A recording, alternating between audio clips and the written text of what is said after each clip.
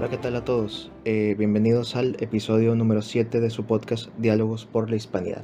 En este episodio estaré hablando yo solo, ya que mi compañero Abraham está pasando por problemas personales y de índole laboral, por lo cual le deseamos que salga con éxito y pronto lo tendremos de vuelta con nosotros. El temario en esta ocasión es un poquito extenso en tanto contenido, aunque son pocos temas, porque estaremos hablando sobre las palabras del Chocas, sobre la conquista y el virreinato. También estaremos hablando sobre las palabras de Arcángel acerca de México y España, la respuesta de Caifanes a Ayuso, el Mundial, visto desde lo político y lo social, y por último, la controversia de izquierdas y derechas en el rap. Pero claro, este episodio pues va a estar sumamente descafeinado de geopolítica en general, porque pues voy a estar analizando, viendo y cribando sobre cuestiones que podrían verse tachadas como culturales, ¿no? Como dentro de lo cultural, pero bueno, más que eso, pues contribuyen al debate público sobre la hispanidad, ¿no? Sobre la historia de la iberofonía, etcétera, que inevitablemente nos atañe, ¿verdad? Entonces es preciso también, sobre todo también como parte del espacio de este podcast, ver este tipo de cuestiones, ¿verdad? Y nada, compartiendo mis puntos de vista y pues nada, lo que pueda yo compartir y analizar, ¿no? Desde lo que sé, y desde lo que investiga, entonces pues solo eso. Por lo tanto, espero que se queden con nosotros y que les resulte interesante la plática. O bueno, mi monólogo más bien.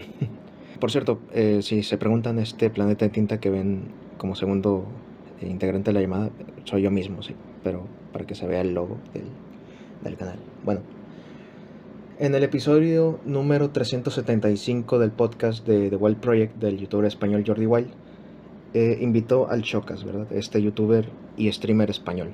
Bueno, este último dijo una serie de cosas acerca de la conquista de América y del periodo virreinal, ¿verdad? Que fue lo siguiente. ¿Por qué un peruano tiene cara de peruano entonces? Porque cuando los ingleses se fueron a Norteamérica, hostia, todos tienen caras de ingleses, pero los peruanos tienen cara de peruano, el chileno Pizarro. también y el mexicano también. Y ahora comparten una puta lengua y tienen universidades. Nosotros les avanzamos en 1500 años, en 300 años les avanzamos 1500. Ellos eran tribus, joder, y la mitad eran nómadas también. Y nosotros les avanzamos 1 milenio en 300 años. No, la capital era espectacular, por supuesto, sí. Era una locura. Era una Es locura. decir, que tampoco no se imagina la gente tribus cutres de estar en la jungla. O sea, tenían una estructura, unos canales, o sea, tenían una estructura. Pero estaban muy subdesarrollados. Hombre, claro, por eso muy subdesarrollados. Por eso se pudo conquistar. Claro, estaban 1000 años por detrás de Europa. 1000 años. Y en 300 años se convirtieron en gente muy competente, aprendieron a utilizar correctamente todas sus materias primas, a tener una lengua con la que poderse comunicar, que es fundamental. A ver, hay que matizar y corregirle algunas cositas, ¿no? Bueno, todo esto de que Europa les avanzó 1500 años o 1 milenio en 300 años. A ver, lo primero es que pues vaya, ni tanto ni tampoco, ¿no? O sea, porque esas tribus y que la mitad eran nómadas, que pues no es cierto, ¿no? Porque no es cierto que fuesen nómadas todos, o habría que ver de qué mitad hablan. Porque en Mesoamérica eran todos sedentarios, como lo fueron los mayas, los mexicas y los zapotecos.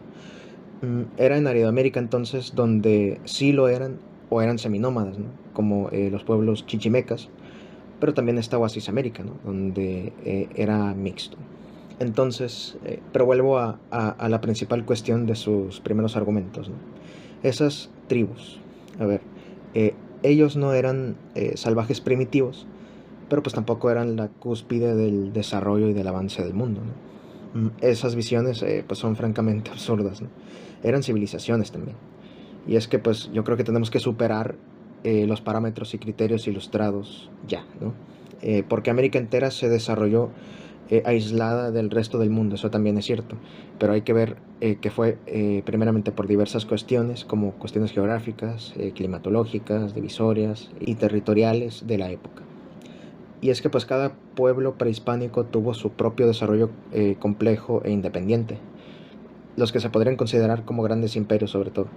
Pero pues también hubo otros pueblos que se desarrollaron propiamente, pero que pues claro, si los vemos a comparación, pues sí, se valdría decir que fue de una cierta, entre comillas, menor medida, ¿no?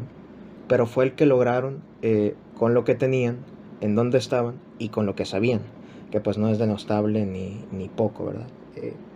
Pero, o sea, tratar la historia con un manejo maniqueo es tratar mal la historia. En este caso, la del mundo prehispánico. O sea, mal entenderla. Y yo creo que, pues, si se difunde o se debate, pues se difunde o se debate mal, ¿no? Y eso que dijo Jordi Wild, que, a ver, se puede entender que como que quiso medio arreglarla, ¿no? Pero pues terminó empeorándolo más, ¿no? Con eso que dijo de la capital y las tribus cutres en la jungla y que se pudo conquistar. A ver, ¿qué capital? Si se está hablando en abstracto, o sea, nada que ver, ¿no? Eh, el Chocas también habla de ese subdesarrollo, que de nuevo, visto a comparación, puede saltar ese pensamiento a simple vista, ¿no? Pero la realidad es que cada pueblo prehispánico tuvo sola, simple y sencillamente su propio desarrollo alejados del resto del mundo, como ya expliqué. O sea, sin una suerte de posibilidad de igualdad geopolíticas, sin más, ¿no? Ahora bien, que por ese supuesto subdesarrollo de 1000 años por detrás de Europa se pudo conquistar. Bueno, yo veo que lo ven ellos como si solo los malvados españoles blancos europeos conquistaran a todos los indígenas, cuando no fue para nada así. Es que, a ver, si el grueso del ejército o de las filas de Cortés eran indígenas oprimidos por los mexicas, siendo los mexicas una suerte de protoimperio depredador con pretensiones expansionistas, ¿no? Yo los he definido así, porque ellos no eran imperio. El verdadero imperio era el Irechecua o los purépechas, ¿verdad? Con la lengua purépecha, con la cultura purépecha, que además pudieron plantarles cara en diversos conflictos armados. Y por otro lado tenemos a los tlaxcaltecas, que no eran un pueblo sometido, sino un pueblo rival de los mexicas. Entonces, para esta visión de que los tlaxcaltecas fueron los traidores, ¿no? O eran traidores, quiero que me expliquen la coherencia en esto. ¿Cómo un pueblo que no te debe lealtades, que no te rinde tributo y que no está sometido y que no es un pueblo aliado siquiera, te traiciona? O sea, ¿cómo alguien que no te debe nada te traiciona? Bueno, eso será llevarse de tarea. Será para llevarse de tarea. Entonces, lo otro que dijo el Chocas, de que en 300 años se convirtieron en gente muy competente y que aprendieron a utilizar correctamente todas sus materias primas y a tener una lengua con la que poderse comunicar. De nuevo, es que pues, esto ya es circular. En sus propios y respectivos desarrollos, cada pueblo tuvo avances distintos, unos más que otros. Solo por dar un par de ejemplos, ¿no? Podemos tener entonces el desarrollo político y económico con el sistema de despotismo hidráulico en tanto manejo de recursos y principalmente agua en la sociedad mexica. También están los sistemas hidráulicos y de filtración de los mayas, su arquitectura y técnicas de cultivo y el manejo de los metales, del cobre, que tenían los purépechas, ¿no? Porque, contrario a la tesis sunsuneyana, de que todas las civilizaciones prehispánicas eran sociedades de la edad de piedra, pues ahí está, ¿no? No todas, porque los purépechas sí tuvieron manejo de metales. También tenemos otro ejemplo de esto, y es la región andina, ¿no? Con el imperio inca, por ejemplo, donde hubo dominio metalúrgico, tuvieron técnicas de fundición, aleación, de forjado, etc. O sea, el tema aquí es que luego de la llegada del imperio español y las conquistas y demás, viene a forjarse otra civilización nueva, que es producto de la síntesis de sus civilizaciones coproductoras y constitutivas, ¿verdad? Que en este caso son las civilizaciones amerindias precolombinas o prehispánicas y la hispana. Y claro, después, por extensión, tras la esclavitud y demás, la parte africana subsahariana, y también se puede hablar de la parte asiática, ¿verdad? La raíz africana y luego la raíz asiática, que vendría de parte de, por ejemplo, los filipinos, tras la conquista de Filipinas, y de ciertos japoneses inmiscuidos en el periodo del virreinato. O sea, hablamos de las sociedades virreinales, pues. Estos rubros materiales y técnicas pues se comparten y se alían con las técnicas materiales y conocimientos de los españoles, pues, y de ellos se obtienen pues nuevos desarrollos, perfecciones y conocimientos, pero es a partir de todo lo anterior, es decir, con todos los aportes de ambas partes, pues, que son cosas innegables y yo creo que muy valiosas debería entender como se debe. Entonces no hay que caer en el desdén por las civilizaciones prehispánicas, pero tampoco en el de los aportes y avances hispanos, ¿no? Hispanos americanos o hispanoamericanos, ¿no? A fin de cuentas, termina siendo eso. Por otra parte, el tema de las universidades. Es cierto, habían escuelas dentro de, por ejemplo, la sociedad mexica como el Calmecac, que era para los nobles o la nobleza, los pipiltín, aunque también llegaron a haber macehuales o trabajadores, o sea, gente de a pie en esa escuela. Pero pues era más bien para cuestiones de formación en liderazgo religioso, político y militar, ¿no? Y el pueblo llano iba al Tepochcali, ¿verdad? Que era una escuela para adiestramiento militar. O sea, ellos eran una sociedad militarista. Entonces, es con el aporte del orden de la monarquía católica que llegan las universidades con diversos conocimientos y doctrinas que constituyen nuevos aportes de educación y conocimiento en las sociedades virreinales, ¿no? Por ejemplo, la primera universidad en América fue la Universidad de Santo Tomás de Aquino, que hoy se le conoce como la Universidad Autónoma de Santo Domingo, precisamente en Santo Domingo, República Dominicana, que fue fundada en 1538. Y por último, para finalizar con esta argumentación crítica hacia el Chocas, la cuestión de la lengua. Cada civilización prehispánica pues tenía su propia lengua, ¿no? O sea, yo creo que el Chocas lo dice como si se hubiese impuesto y totalizado completamente el español durante el virreinato, ¿no? O sea, parece que es lo que él presupone al decir eso, cuando tampoco es para nada así. O sea, las lenguas indígenas, aunque algunas de ellas sí se perdieron, hay que decirlo, en realidad no murieron en el virreinato. O sea, los frailes las aprendieron para evangelizar y entenderlos, ¿no? Les crearon gramáticas. Por ejemplo, está la de Fray Andrés de Olmos, que hizo la gramática del náhuatl en 1547, y Fray Alonso de Molina, que publicó el arte de la lengua mexicana y castellana, ¿no? En 1571. O sea, la corona mandó a enseñar el español solo a quienes lo desearan, pues. Por ejemplo, frailes como Sagún o Molina también aprendieron náhuatl, quechua y guaraní. O sea, a ver, que no lo impuso la corona durante el virreinato, ¿no? Aunque es verdad que, como contraejemplo a lo largo de la historia virreinal, con Felipe V a principios del siglo XVIII, ¿no? Con los decretos de la nueva planta, sí intentó llevar a cabo un proceso de castellanización sistemática y por decreto, pero no lo logró. Felipe II fue quien, en cambio, al desobedecer al Consejo de las Indias, que sí quería imponerlo, se negó. Se negó, y fue él quien dictó que el aprendizaje del español fuese voluntario para los indígenas. Ellos eran tratados como súbditos de la corona, pues, pero también como comunidades autónomas que se integraron al orden de la monarquía católica. Así que sí hubo habla del español, pero también de las lenguas indígenas durante el virreinato. O sea, no es sino hasta el siglo XIX, tras las independencias, que no fue más que la balcanización del Imperio Español, no fue sino hasta ese tiempo que los gobiernos de los criollos pues quisieran una suerte de oficialización del español para entenderse entre las repúblicas, ¿no? Entre las naciones que surgían. Por ejemplo, aunque Benito Juárez fue de origen indígena, él quiso llevar a cabo en su proyecto nacionalista esa homogenización forzada y completa, ¿no? Pero entonces no se vuelve una suerte de lengua franca, sino hasta ese tiempo, pues el español, o sea, una lengua con la que los pueblos se totalizaron y se pudieran comunicar. Pero bueno, por cierto, entre todas las respuestas en internet que se le dieron a Chocas, está la del historiador chileno Williams Alegría, que pues solo terminó defendiendo los lugares comunes del indigenismo y encima le hizo varios ad hominems. Pero bueno, no nos detendremos en verlo de esa respuesta porque pues bueno, no tiene mucho caso ya, ¿no? No es más que una sarta de inexactitudes que pues se puede buscar el video y verlo perfectamente, ¿no? Así que bueno, yo creo que convendría más y sería más conveniente ver la respuesta de Rafael Aita, ¿no? Mejor conocido como Capitán Perú, que sí dio una excelente respuesta, la verdad. Este youtuber español piensa que le está haciendo un favor a su país cuando ni siquiera ha leído lo básico de la historia de España o de América o de la conquista de la que está hablando. ¿Cómo puede decir que aquí se encontraron solamente tribus cuando Pedro Cieza de León, en su crónica del Perú, escribe, y cito literalmente: porque verdaderamente pocas naciones hubo en el mundo, a mi ver, que tuvieron mejor gobierno que los incas?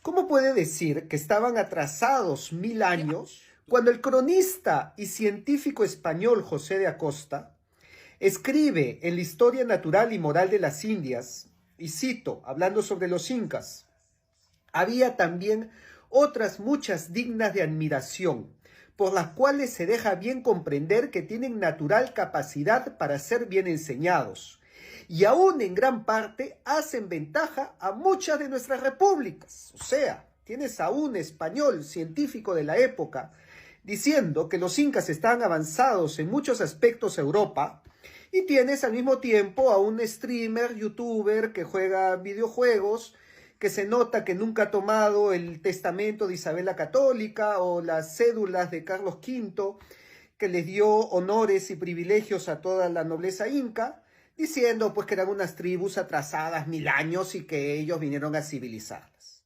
Y mencionar que pues bueno, esto no se quedó ahí, porque al final el mismo Shocas salió a dar una explicación y matizó muchos de sus puntos en sus redes, lo cual pues de lo de su disculpa pues es meramente político, ¿no? Diplomático, vaya, que tampoco pasa nada, pero pues ahí está. Lo que sí es que sí matizó muchos de sus puntos, y esto es lo que me parece más importante, porque finalmente reconoció la complejidad del asunto, pues. Y bueno, yo pienso que eso es positivo, ¿no? Pues que de cierta manera lo reivindica un poco, al menos en ese sentido, y pues mira, eso está bien. Ahora bien, pues en el tema de lo que dijo Arcángel, ¿no? Lo que dijo Arcángel, este artista de la llamada música urbana, que pues no es de mi gusto, ni soy fan de Arcángel, ¿no? Digo, personalmente. Pero bueno, él también se envolvió en una gran y lamentable polémica en lo popular, ¿no? Como el Chocas, pero él a nivel específicamente en el ámbito nacional mexicano o nacionalista, o sea, con México entero, vaya, que también le respondieron otros países de Hispanoamérica, pero fueron los mexicanos quienes le respondieron con más insistencia y vehemencia. Esto pasó pues por unas declaraciones que él hizo, al igual sobre la conquista que el Chocas, pero también sobre la exigencia de las disculpas, ¿no? Si no me equivoco, fue durante uno de sus conciertos en el Movistar Arena de Madrid, sí, en España. Fue en mayo de este año, y esas declaraciones pues fueron las siguientes. Nosotros somos hispanoamericanos, orgulloso de todas mis creencias, orgulloso del idioma que cargo, orgulloso de la madre patria que fue y nos dio luz. Porque nosotros éramos indios.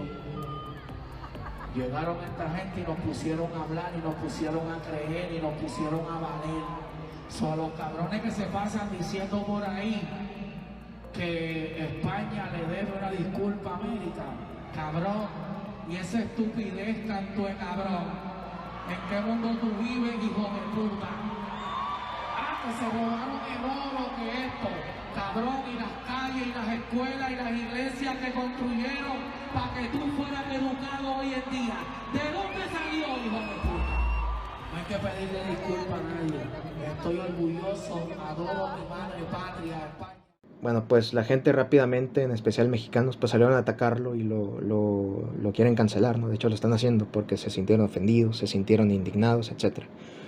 Bueno, a mí me parece muy grave que todo este asunto esté pasando, no por la cancelación de Arcángel, que pues ya era de esperarse, ¿no? O sea, yo creo que no solo por eso, sino porque esto nos muestra que una buena parte de hispanoamericanos todavía siguen creyendo y enarbolando este discurso indigenista, ¿no? Que es divisorio. Y este caso yo creo que va perfecto para ver cómo el nacionalismo actual y en general los nacionalismos actuales pues son la nebulosa, yo creo que idiosincrática, ideológica y hasta ontológica con la cual se crea más conflicto que unión, ¿verdad? O sea, estos rubros ideológicos que nublan e impiden el entendimiento, o más bien la apertura de entendimiento de vernos como esa ecúmene cultural y esa civilización con matriz imperial que es la hispana, ¿no? O la iberófona. Una unión que está rota, ¿verdad? Pero que fue intercontinental, como yo mencionaba en el episodio pasado.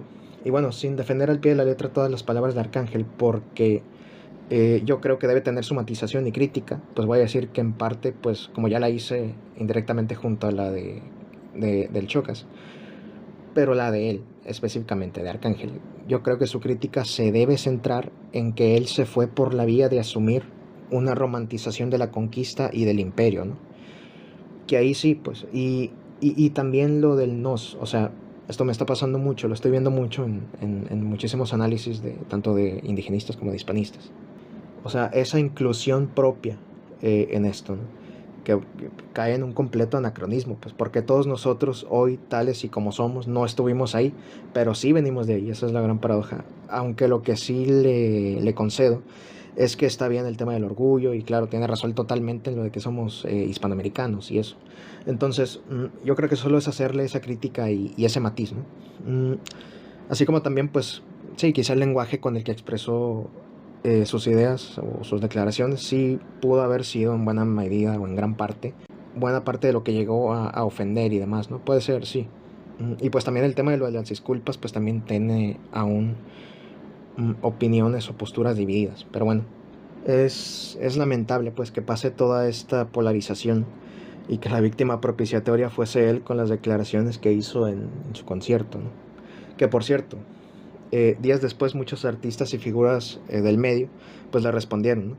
Dizque defendiendo a México, ¿no? Pero bueno, claro, ¿a cuál México? O sea, al que hay en el relato indigenista, que no es México realmente, sino la exageración o la exaltación de un México idealizado por el imaginario romántico del indigenismo político, pues. Pero bueno, salieron a responderle a algunos artistas e influencers, aquí tengo los nombres, Rabo Alejandro, Emiliano Aguilar, hijo de Pepe Aguilar, Wendy Guevara, el Bogueto, y hasta el Canelo Álvarez, ¿verdad? Que a él sí le respondió Arcángel, pero bueno. O sea, todos en su contra, o sea, ¿qué veo aquí? Que de alguna manera la esfera dominante en estos ámbitos pues también está alineada con el relato indigenista, ¿no? Y claro, las razones de posición pública, ¿no? Por la ideología o en este caso el relato hegemónico, falsas y malas concepciones, etcétera. Pero también hay que ver que aún entre todo esto, solo una persona salió en su defensa concordando con él, y ese fue Carlos Vives, quien sí le dio la razón. Arcángel en un concierto dijo lo que dijo de España. Me pareció maravilloso. Tiene toda la razón. Arcángel. Claro, tiene toda la razón porque nosotros somos el producto de una cultura que perdió una batalla cultural. Nuestros enemigos históricos de los que hablamos español, eso fue hace 300, 400 años, perdimos una batalla cultural. El divide y reinarás. Mira dónde estamos los que hablamos español. Estamos divididos, apartados, peleándonos entre nosotros, separados, despotencializados. Mira los que hablan en inglés, mira los que hablan en francés. Es decir, y cuando tú oyes, y te vas a encontrar algo que se llamó la leyenda negra. La leyenda negra fue un pocotón de relatos que nos sembraron a nosotros mismos para no sentir empatía con nuestra madre patria. Pero bueno, ahí está lo que dijo Carlos Vives. Bien, pues no es una sorpresa para nadie que a raíz de esta polémica la opinión de la gente pues no se hizo esperar, ¿no? Hay comentarios en redes y puedo leer algunos de ellos. A ver, aquí tengo algunos. Comentario del usuario llamado Kevin Suárez-K2C. Estoy leyendo los nombres literal. Dice: los aztecas no eran buenos ni malos en el sentido moderno. Construyeron un imperio hegemónico basado en la dominación, la imposición de fuertes tributos y la práctica de sacrificios humanos para mantener el orden cósmico. Esto generó un profundo resentimiento en otros pueblos, el cual fue clave durante la conquista española.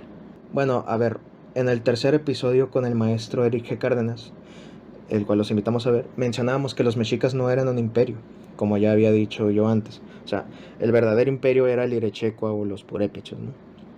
Y por eso yo digo que los mexicas eran, pues, como ya dije también, un protoimperio depredador con pretensiones expansionistas, ¿no? Y bueno, más que mero resentimiento, pues era hartazgo, ¿no? Y conveniencia política, sobre todo por los pueblos que se liaron con Cortés, ¿no? Pero bueno.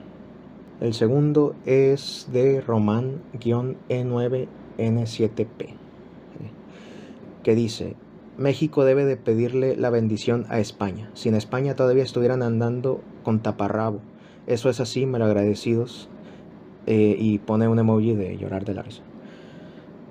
Bueno, pues terrible comentario, ¿no? Pues sí, se puede hablar de que México no existió sino hasta que llegaron los españoles y eso, ¿no? Pero, a ver, seamos sinceros. Ok, sí, México como país, no el México reductivo a la cuenca, ¿no? En el periodo prehispánico, no, México como país no hubiera existido sin los españoles, sí, pero México constituido dentro de los estados-naciones en realidad existió a partir de que se fueron. O sea, México nació en 1821, en el siglo XIX, es parte del mundo hispano, por tanto no era de España, era parte de España en su época imperial, sin más. Y bueno, el último de ellos es este de acá. Es un comentario de Enrique Jaques-Y2H, que dice: en cuanto pise suelo mexicano hay que llevarlo como sacrificio de los dioses ancestrales. Bueno, o sea, esta es la calidad de la ética y la moral de esta gente, ¿no? O sea, esta gente necia vive eternamente en su idílico 1325-1521, ¿no? O sea, ridículo totalmente. Y bueno, ya calmándome. En medio de toda la polémica y tras el tema de lo de Ayuso, Caifanes, ¿no? Esta banda de rock mexicana. También le dio respuesta en uno de sus conciertos que fue en el Palacio de los Deportes, en el mes pasado, si no me equivoco, donde dijeron esto. Pero sobre todo, muy ignorantes. Tan ignorantes, hasta el mismo Hernán Cortés se va a sentir ofendido.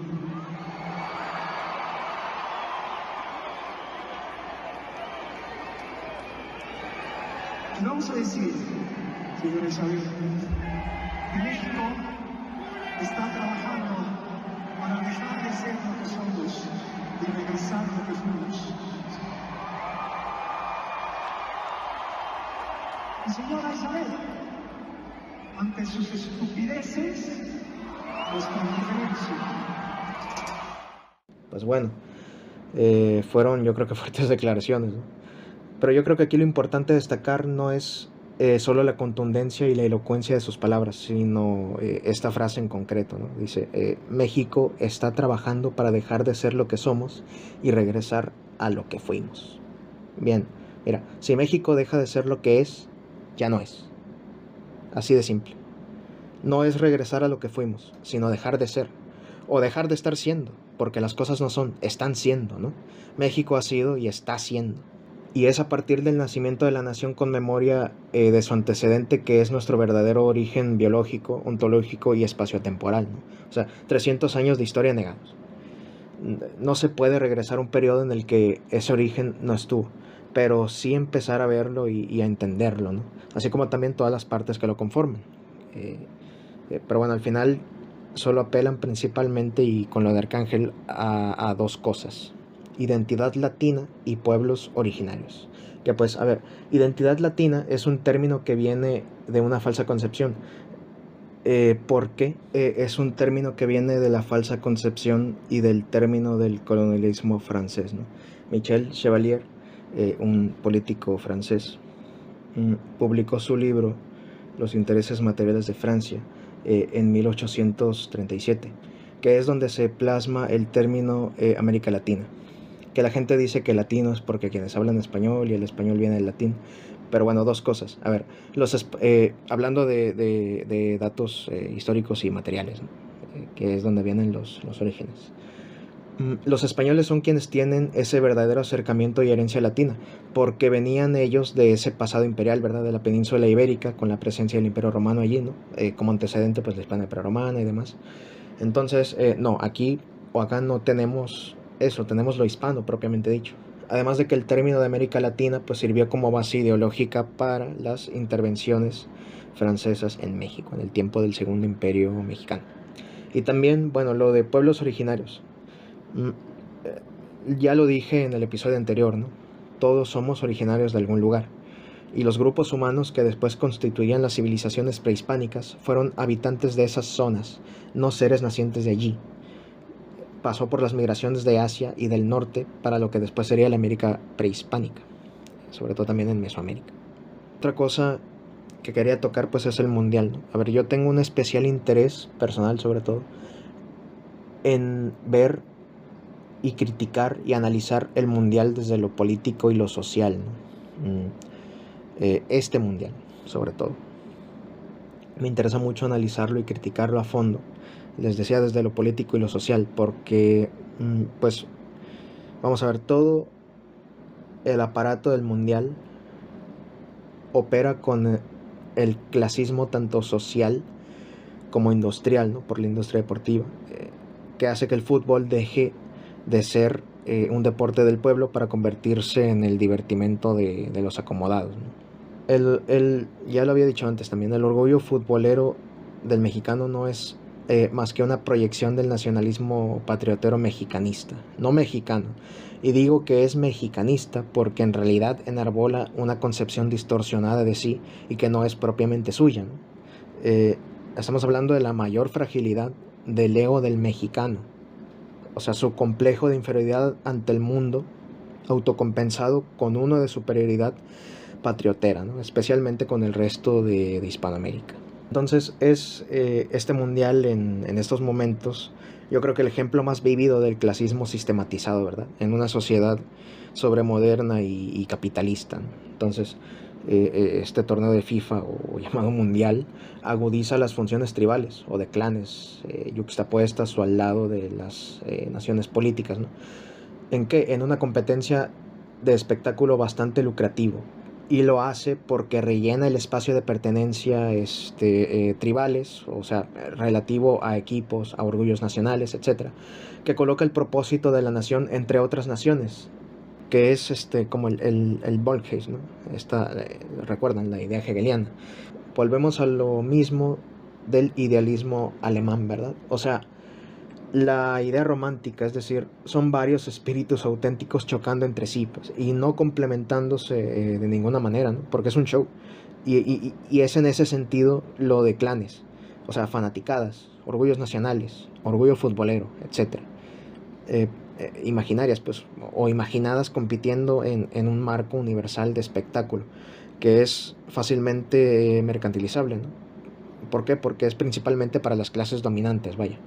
Porque, pues, obvio, que solo son las élites y si acaso un estrato elitista en su mayoría, acumulación de capital, etcétera, los que pueden acceder a consumir un pase directo. Pero bueno, yo no niego que en esto también hay un tinte popular, ¿verdad? O un carácter popular. ¿Y dónde está? ¿Verdad? ¿Dónde está este carácter popular de esto o en todo esto, ¿no? Bueno, se sustenta en una mediatización, ¿no? Y esa mediatización tiene el papel de vender activamente para el gran público esta imagen exotizada de las narrativas nacionales, ¿no? O sea, es alineada con la industria que refleja el lente que ostenta principalmente el mundial. Y estos torneos tienen una magnitud casi como el Super Bowl, ¿no? Que es el espectáculo paradigmático, como el tuétano del show gringo, ¿verdad? Pero bueno, yo el otro día estaba hablando con algunos de los compañeros e integrantes de este grupo de WhatsApp de debate en el que estoy, llamado Neobarroco Indiano-Debate, especialmente con Braulio Ornedo Farriol, a quien le mando un saludo, y él me planteó una cuestión bien interesante. Me preguntó, y bueno, lo cito textualmente: a propósito del espectáculo de lucha de clanes de la modernidad global imaginada, la que solo no es mediática para quienes detectan el capital, nos acercamos a la distopía planteada en Elysium. Que bueno, esto viene de una película de ciencia ficción, ¿no? Donde las clases se dividían tanto que había una estación espacial utópica para la élite y el pueblo llano, pues casi en el infierno en la tierra, ¿no? Si no me equivoco. Que por cierto, el Elysium o Elíseo proviene del griego Elysion, que originalmente hacía referencia a los míticos campos elíseos de la mitología grecorromana. O sea, básicamente un paraíso en el inframundo, gran oxímoron, destinado a las almas virtuosas y a los héroes, donde ellos descansaban con una felicidad que era eterna y perfecta, ¿no? Según investigué. Yo le respondí a Braulio que podría verse así, pero metafóricamente. ¿Por qué? Porque la realidad, o en la realidad, ese Elysium para los ricos sería pues lo que estamos viendo con esta estratificación, ¿no? La llamada gentrificación, los barrios de los ricos, etc.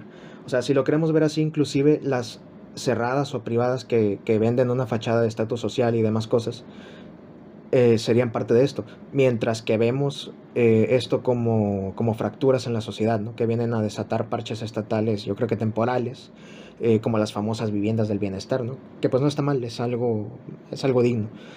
Claro que sí, pero lo que hay que ver también aquí, y es cuando hay que ver los barrios pobres, los suburbios, el desdén al ámbito rural y pueblerino, etc. O sea, hablamos de un clasismo sistematizado que cimenta y dicta la organización social y de vivienda. O sea, la prioridad aquí es ver cómo la propiedad privada es el núcleo de todo esto, ¿bien? Que, por cierto, otro ejemplo de cosa parecida a ello, y hablando de otras cancelaciones, pues podría verse también con la controversia del tema de la casita de Bad Bunny, ¿verdad? O sea, con todo lo que han dicho, que pues La idea central e inicial era que fuese un escenario en homenaje a la cultura puertorriqueña barrial y artística y demás cosas, pero pues la verdad es que terminó siendo un espacio elitista, ¿no? Y un espacio sumamente selectivo en tanto personas con ciertos rasgos preferentes para el acceso, ¿no? O sea, de un clasismo muy marcado, vaya. O sea, el rico entra sin pagar, el pobre mira desde abajo, etcétera, ¿verdad? Y pues yo creo que esto se vio mediante el show, ¿no? O sea, cuando pasó esto de que por el mundial se cercaron con vallas pintadas con propaganda del evento a los suburbios en Monterrey para dar buena imagen a turistas y extranjeros, que eso pues nos hizo pasar a la apariencia y el espectáculo, ¿no? Dentro de la explotación del turismo de ocasión. Porque claro, tanto en Ciudad de México como en Guadalajara podemos ver esto mismo que ocurrió en Monterrey, ¿no? O sea, el Estado que todo invirtió para esconder los contrastes de su mala distribución de la renta, ¿no? En pocas palabras. Y eso es también en esa lucha de clanes que se mencionó antes, que no deja de estar presente también la lucha de clases, ¿verdad? Entonces, todo eso está en esa estratificación. Pero claro, cuando como Estado tienes que esconder tu desastre nacional que se da con esa mala distribución de la renta, sobre todo por estas cuestiones de la nueva etapa del capital, ¿verdad? Del capitalismo, que es rentista, que es financiera, ¿no? Cuando eso se da, como Estado te ves obligado a dar una suerte de fachada sintética. Y entonces Braulio también me comentaba que esta lucha de clanes mediática sirve para ocultar y distraer la lucha de clases. Porque él me puso un ejemplo, ¿no? Y bueno, también pensémoslo así. Por un momento, el rico de Garza García y el marginal de Monterrey irregular, pues se convierten en mexicanos, ¿no? Sentimentalmente. Aunque uno entre al estadio y el otro lo vea desde una pantalla con señal pirata, ¿no? con mala calidad. Pero precisamente es lo que mencionaba, pues es precisamente eso. No hay un desde fuera. Es este contexto, bajo este modelo económico, modo de producción, y en este sistema político actual, pues. Y voy a ser muy sincero, sobre todo volviendo a esto del orgullo futbolero, ¿no? Para el mexicano es verse frente al otro, pero con esos complejos de inferioridad y de superioridad según de quién se trate, pues. Y yo pienso que el mexicano es peculiar en ese sentido, porque siempre he argumentado que tiene ambos. Y es que la narrativa nacional se hiperboliza y se entroniza para usarla como insignia marquetera y comercial, ¿no? Que de nuevo es alimentado por los medios, o sea, lo mediático, que es algo orquestado, o sea, sistemático, porque los medios también están controlados y ejercen control. Por tanto, yo me retrotraigo a lo que yo llamo la fachada sintética. Todo lo de esconder el desastre, las zonas vulnerables, la pobreza y demás, yo lo defino como que es la droga sintética estatal para el ciudadano promedio. Que esta droga sintética estatal les confiere un placebo de orden urbano, de orden ciudadano, que es profundamente algo discriminatorio también, ¿no? Otra cosa, yo estaba viendo el otro día, porque me salió en TikTok, el bochornoso momento de cuando cantaron mal el himno nacional mexicano, ¿no? En el Mundial de 2010 en Sudáfrica, sí, el de la canción de Shakira y todo. Eso me dio a pensar que, y yo lo estuve reflexionando mucho, que el simple hecho de que se cante el himno nacional antes de los partidos en el Mundial es de las mayores muestras de parafernalias nacionalistas. Y dirán, bueno, pues es normal, ¿no? Porque pues se trata de un torneo entre países, ¿no? Sí, claro, pero, a ver, o sea, la selección de cada país como el corazón de la nación en la cancha, pues digo, visto de esta manera, ¿verdad? Que pues también eso es una premisa romántica en toda regla, ¿no? O sea, vuelvo a lo mismo que decía antes, son los espíritus auténticos chocando entre sí, ¿no? Si atendemos ese concepto. Y bueno, ya para cerrar con el último tema, está la controversia que está pasando en el panorama del rap hispano, ¿no? Que es el de ideologías en el rap, o las izquierdas y derechas en el rap, que se ha vuelto un debate muy intenso en el ámbito desde pandemia para acá, y en este tiempo se ha intensificado aún más. Están las declaraciones de Hincho, un rapero español. Porque yo siento que esta gente nos tratan como esclavos. Yo siento que la izquierda... ¿Yo por qué no puedo ser un rapero de derecha? ¿Por qué yo no puedo votar a derecha y hacer mi rap como he hecho toda la vida? Porque si no te quieren sacar de un círculo de rap, que no me han sacado, que sigo haciendo conciertos, sigo haciendo de todo, sigo teniendo visitas a mis canciones. Pero ¿por qué un actor no puede decir soy de derecha abiertamente porque le sacan de las películas? ¿Por qué una modelo, por ejemplo, no puede decirlo? Porque está todo súper politizado por la izquierda, pero solo es en España, no en otro país. Solo es en España. Y a mí eso me da mucho coraje, en verdad. que creo que fue el detonante de esta oleada de debate en torno al tema, ¿no? Sobre todo en esto reciente, ¿no? Son declaraciones recientes. A ver, para nadie es una sorpresa que a mí me gusta el rap. Gran parte de mi origen como escritor viene de ahí, del rap conciencia, ¿no? Tipo Canserbero, etc. También figuras del rap hispano y demás como KCO, Nach, etc. Y bueno, también gringos, ¿no? Como Notorious Big, Eminem, Dr. Dre, Snoop Dogg, Tupac, etc. Y también que pues soy marxista, que estoy del lado de la izquierda definida en todo caso, ¿no? Por lo que este tipo de declaraciones pues las veo como con cierto recelo, ¿no? La derecha en el rap y demás. Así que pues yo estoy totalmente del lado diametralmente opuesto al lado derechista del rap. Y seamos sinceros, a toda forma y manifestación de la derecha en general, sinceramente. Pero bueno, yendo a la cuestión, esta polémica se desata por la cuestión que se comentaba, ¿no? De que hay demasiados fachos en el rap, o de que el rap se está llenando de fachos. Bueno, a ver, primeramente para mí el eje izquierda-derecha ya es obsoleto, y ya no es suficiente para explicar el mundo en su complejidad política, ¿no? Como si lo fue antaño. Pero mediática y sociológicamente pues aún tiene mucha fuerza, ¿verdad? Aunque yo creo que seguir viendo esto con los ojos del siglo XX, pero bueno. Así que en dado caso yo creo que valdría la pena hablar de izquierdas y derechas, ¿no? En plural, así como términos análogos, ¿no? No unívocos. Refiriéndome a Gustavo Bueno con sus libros El mito de la derecha y El mito de la izquierda, ¿no? Ambos lados ya se han diluido y hoy por hoy políticamente pues ambos sirven al poder actual, ¿no? Al capital. También hoy por hoy se ve que la izquierda es reductiva a la izquierda indefinida o neoizquierda postmoderna, y la derecha en algo extraño, ¿no? Entre lo liberal y lo libertario, lo neoconservador, etc. Ok, pues ambos polos se pueden reflejar en letras del rap contemporáneo, y eso se entiende viendo que la visión de que el rap viene de izquierdas y de que solo puede ser de izquierdas también viene a partir de entender su origen, ¿no? Que es el de los barrios desfavorecidos y las comunidades afrodescendientes que sufrían opresión social y abuso policial en Estados Unidos en el siglo pasado, ¿no? Todavía ocurre. Y que ese origen se pasara a la disolución de los ideales de ambos polos políticos de actualidad en las letras del rap que está ocurriendo en este momento, ¿verdad? Del rap contemporáneo. Pues eso aleja, o se aleja más bien, de esa tradición meramente del rap conciencia. Por ejemplo, quizá lo que podían ser antes las letras de Canserbero se pueden politizar a tal nivel que hoy podríamos decir que ese mismo rap conciencia se totaliza en la izquierda, ¿verdad? En la izquierda actual. Gustavo Bueno hablaba de la izquierda divagante en donde englobaba a intelectuales y artistas, que es así porque divaga solo entre lo cultural y lo ético sin aterrizarlo propiamente en un proyecto de Estado definido, como sí lo hace la izquierda definida, ¿no? Entonces podemos hablar de que esta concepción originaria del rap está enmarcada en este tipo de izquierda, ¿no? Entonces, esto no es bueno ni malo, pues simplemente esto es y es así, ¿no?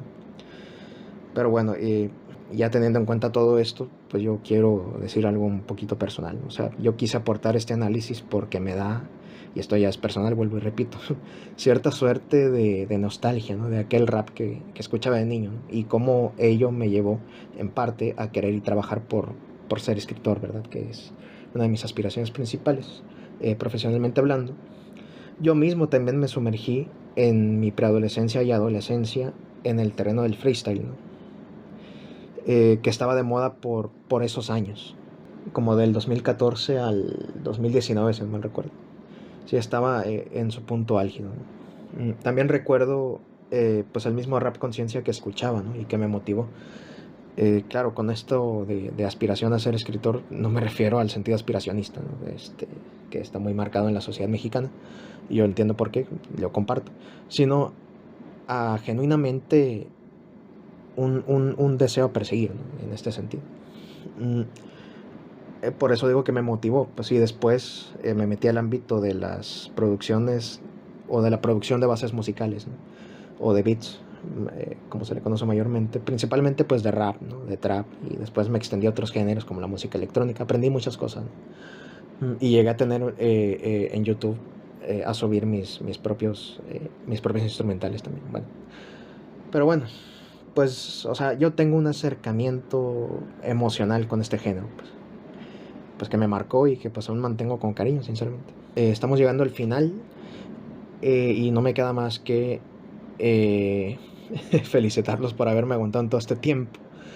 Pero decirles que pronto Abraham estará con nosotros de nuevo. Así que esto fue todo por mi parte. Les saluda José Rendón. Esto fue el episodio número 7 de su podcast Diálogos por la Hispanidad en su canal Planeta de Tinta. Muchas gracias por escucharnos y nos vemos en el próximo episodio.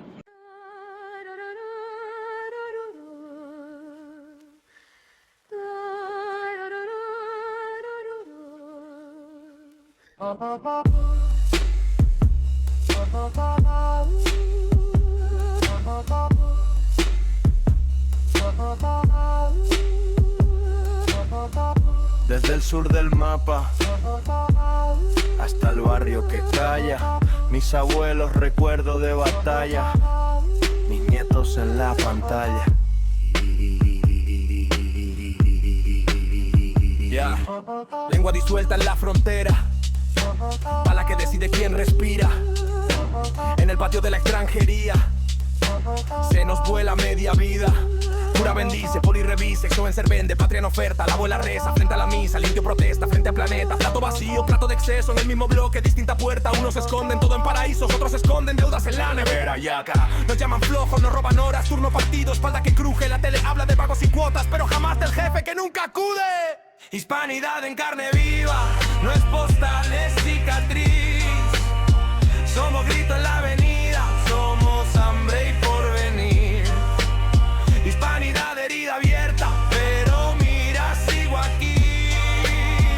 Entre rezos y protesta, reescribiendo el país. Ya. Bandera en mano, odio en la boca, dicen volver pero ni saben de dónde. Se creen dueños de la historia, aunque su historia la cuente otro hombre. Niña morena en la escuela le cambian el nombre para que suene bien, pero el apellido de ese rector nunca tuvo que aprender a caer. Turistas pisan donde hubo fosas, la guía señala pero sin nombrar. Los huesos hablan bajo la tierra, nadie los escucha en cada latido. Hispanidad en carne viva, no es postal, es cicatriz. Somos grito en la avenida, somos hambre y porvenir. Hispanidad herida abierta, pero mira, sigo aquí. Entre rezos y protesta, reescribiendo el país.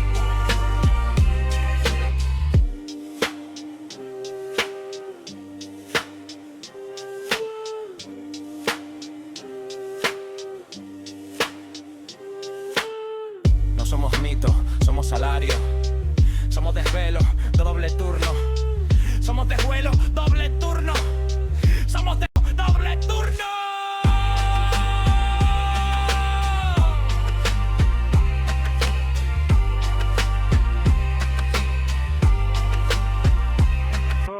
Oh,